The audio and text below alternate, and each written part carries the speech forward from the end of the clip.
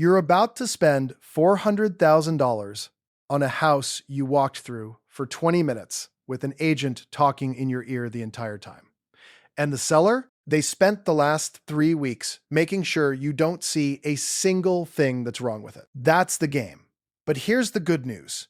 Most bad houses tell on themselves in the first 60 seconds, if you know what to look at. By the end of this video, you'll walk into any showing and read that house faster than most inspectors do on their first pass. So hit subscribe before we begin, because this is the stuff that saves people real money. I'm Jerry Davis, and after a couple decades of building, renovating, and getting called in to fix other people's purchases, I can tell you the most expensive problems in a house are almost never the ones on the listing photos. They're the ones you could have caught standing in the driveway. So let's start there, in the driveway, because your 60 seconds begins before you ever touch the front door. First thing, don't walk in, stand back, and look at the roof line. I mean, really look at it. The ridge, the very top line of the roof, should be dead straight. If it sags in the middle, dips at one end, or looks wavy, that's not charm. That's structure. Could be undersized rafters, could be rotted sheathing, could be decades of moisture doing its thing up there.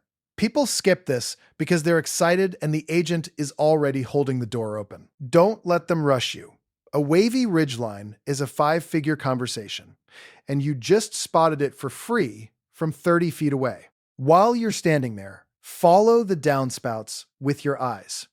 Where does the water go? If the downspouts just dump right at the foundation, or worse, if the soil slopes toward the house instead of away from it, I can almost promise you there's moisture in that basement or crawl space. Water is the #1 killer of houses. Not fire, not termites. Water, and grading is the cheapest fix in the world if you catch it early, and the most expensive disaster if it's been running at that foundation for 15 years. Here's a pro tip.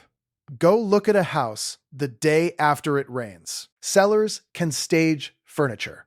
They cannot stage a puddle sitting against the foundation wall. Now, walk to the door. Before you open it, look at the trim around the windows on your way. Peeling paint at the bottom corners of window trim, soft-looking sills, caulk that's cracked and pulling away, that's water getting in behind the siding. One bad windowsill is a repair. Every window looking like that is a pattern, and patterns mean deferred maintenance everywhere you can't see. Okay, now open the door, and this is the big one, the smell. The first 3 seconds inside a house tell you more than the next 30 minutes, because your nose adjusts fast, and then you're useless. Musty means moisture, period. I don't care how nice the kitchen is. Musty means water is getting in somewhere, and the house can't dry out. And here's the flip side that people get wrong. If it smells amazing, like there are candles burning and plug-in air fresheners in every outlet and fresh paint everywhere, ask yourself what they're covering. Nobody burns 4 candles for fun on a Tuesday showing. Smoke, pets, mildew, sewer gas from a dried-out trap, all of it gets buried under vanilla cupcake scent. I get it. Sellers want the place to show well. But a house that needs that much perfume is telling you something. Next, and this takes 5 seconds, crouch down a little and sight down the floor line toward the far wall, like you're looking down the barrel.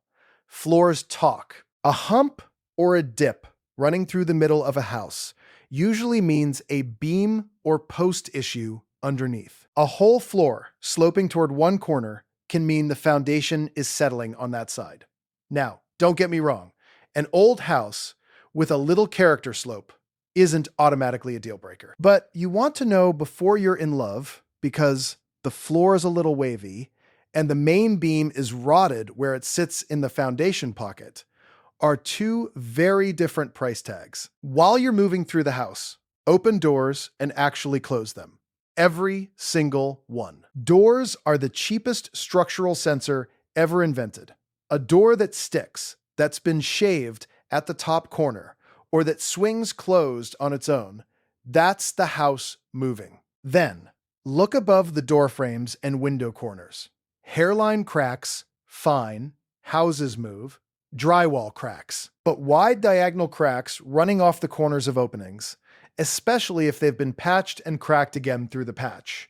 That's ongoing movement, not old movement. This is where people mess up. They see fresh paint and think problem solved. Fresh paint doesn't fix anything, it just resets the clock on the evidence. Speaking of fresh paint, here's what no one tells you about ceilings. A ceiling that's freshly painted in only one room, or one patch of ceiling that's a slightly different sheen than the rest. Look at it from an angle, the light will give it away. That's almost always a covered water stain. Bathroom above, tub drain or tile leak. Roof above, you already checked that ridgeline, didn't you? Either way, ask the question directly. Has there been a leak here? Sellers have to disclose in most states, but they only have to answer what you ask. So ask. Now, let's talk about flips, because half the inventory out there right now is some version of one.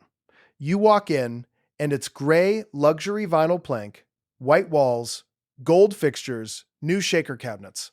Looks great in photos.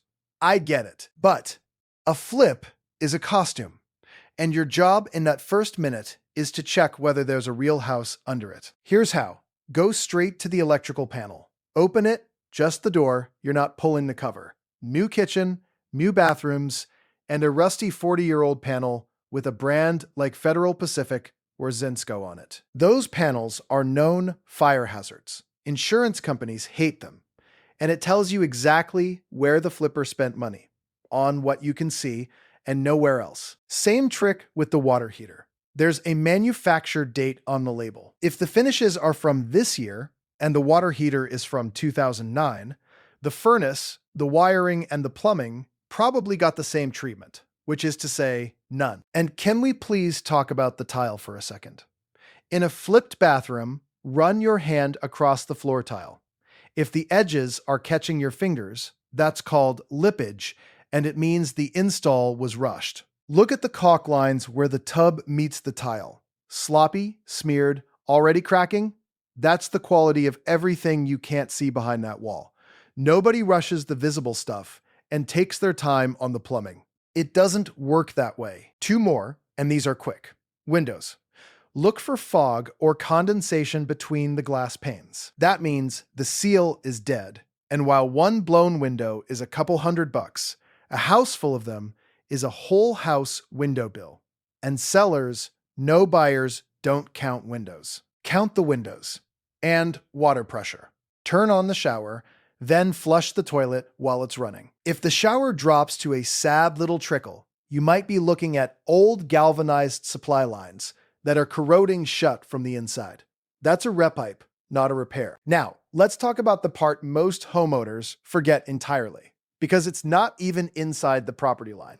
Look at the neighbors. If the house you're touring is the only renovated one on a block of sagging porches and blue tarp roofs, you're paying top-of-market money in a location that hasn't caught up, and resale is going to be a fight. The best house on the worst block is a cliche because it keeps being true.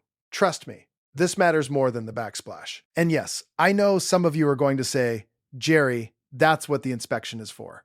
Look, I love inspectors, but by the time you're paying for an inspection, you're already emotionally committed, you've already made an offer, and you're negotiating from hope instead of leverage. The 60-second read isn't about replacing the inspection.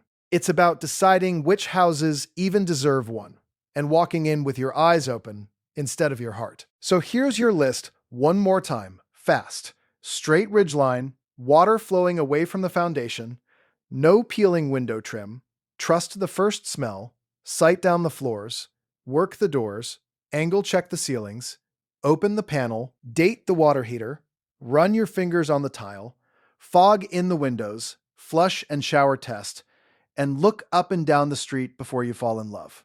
That's it. That's the whole minute. Tell me in the comments which one of these you wish you'd known before your last house, because I guarantee somebody watching this is touring a candle-filled flip with a Federal Pacific panel this weekend. A good house doesn't have to be perfect. They never are. But it should be honest. And honest houses show you their problems instead of hiding them under paint and vanilla cupcake. Buy the honest house. If this saved you from even one bad offer, hit like, subscribe, share it with someone who needs to see it. I'll catch you in the next one.